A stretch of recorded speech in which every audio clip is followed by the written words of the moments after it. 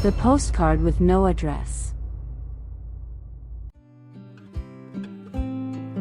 It was a rainy Tuesday morning when Margaret found it. She had just returned from the grocery store and was sorting through her mail when she noticed a small, yellowed postcard tucked between a pile of advertisements. The handwriting on the front was elegant, cursive, the kind people don't use much anymore. But what caught her attention wasn't the writing. It was the fact that there was no address. No return address, either. Just her name, Margaret Lewis. No apartment number. No street. No city. Yet, somehow, it had found her. She turned the card over. I wonder if you still remember me. I often think of the lake that summer, the old pier, the smell of your lemon shampoo. If life had turned a different way, maybe we'd be sitting on that bench again, watching the ducks. I hope you're well. I hope you're happy. Always. J. Margaret's hands trembled. She sank into her chair, the postcard pressed to her chest. J. It couldn't be. Not after all these years. She was 19 again, barefoot on the wooden dock, laughing as she splashed lake water at a young man with kind eyes and a harmonica always in his pocket. Jonathan. They had spent one golden summer together before life tugged them in different directions: college, responsibilities, war. There had been no big goodbye, no promises.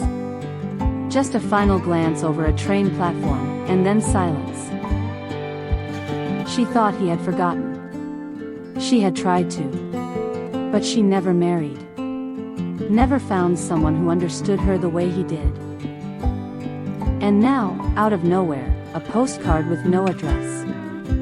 She examined the stamp, old, faded, possibly never even processed by the post office. Had someone delivered it by hand? But who would know where she lived now?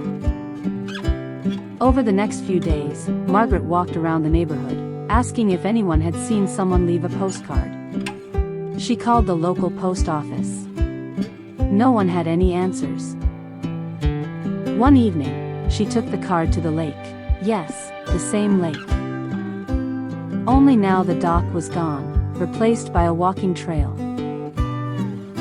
She sat on a bench with peeling paint, the smell of pine and distant water bringing it all back. An old man with a cane shuffled past, glanced at her, and paused. You look like you're waiting for someone, he said. Margaret smiled faintly. Maybe I am. He nodded toward the postcard in her hands. That from someone special? She hesitated.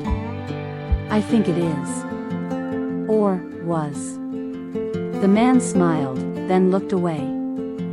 Funny how some things find their way, even after all this time. He tipped his hat and walked on. Margaret watched him go, a curious warmth blooming in her chest. Maybe the card wasn't meant to be explained. Maybe it was just a reminder that some connections never really disappear.